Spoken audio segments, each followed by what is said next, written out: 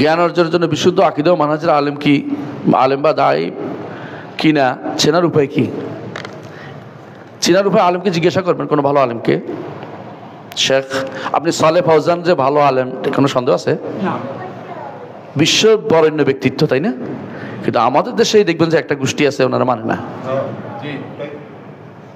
তো আপনি কেমনে বুঝবেন যে ও শয়তান, যে ওর মানে এসে একটা শয়তান? শুধু সৌদি আরবের মুফতি না, যদি কোনো বলতে সারা বিশ্বের মুফতি, তো মুসলমানদের মুফতি, তাও তো আমি রাজি হইতাম। বাংলাদেশের মুফতি হওয়া উচিত উনি।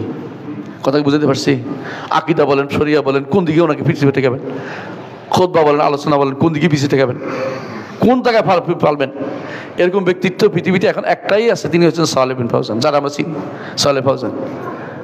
তা আপনি আলেম চিনতে তো অসুবিধা হতে সমস্যা। আপনি একটু ভালো করে তারা জিজ্ঞাসা করবেন সালেহ ফাউজান সম্পর্কে তার মন্তব্য কী, তারপর বুঝবেন। মানে আপনি বুঝবেন ইবনে তাইমিয়া সম্পর্কে মন্তব্য কী, শুনবেন। ইবনুল কাইয়িম সম্পর্কে কী মন্তব্য করে শুনবেন।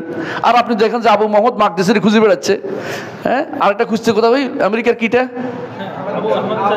এই বুসা জিবরিল, আর অমুক দেশের গোপনের, অমুক বাংলাদেশের অমুক তমুক, যত আদনানি গোষ্ঠী খুঁজে বেড়াচ্ছে। আদনানের নামগুলি সবগুলি আদনান।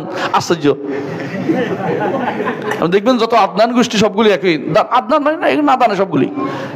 এই নাদানগুলি এরা বড় মনে করে বসছে, তাহলে জাহেল, ওরা এলম অর্জন করা যায় না। আপনার চেনা উচিত, আলেমদের চেনা উচিত।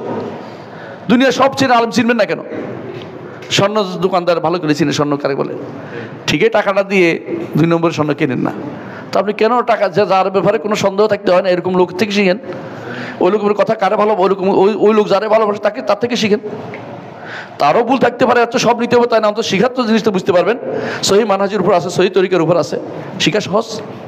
আর যারা আপনাকে দিনে দুপুরে, হ্যাঁ, কোথায় নিয়ে যা মারামারি হানাহানিতে লিপ্ত করতে চায়, দিনে দুপুরে আপনাকে মনে করে দুনিয়ার সব কেউ আলেম না, আমি সব বুঝছি, নাই ঠিক, পণ্ডিতুল আউয়াল, পণ্ডিত নম্বর 1, এদের পর থেকে দূরে থাকবেন।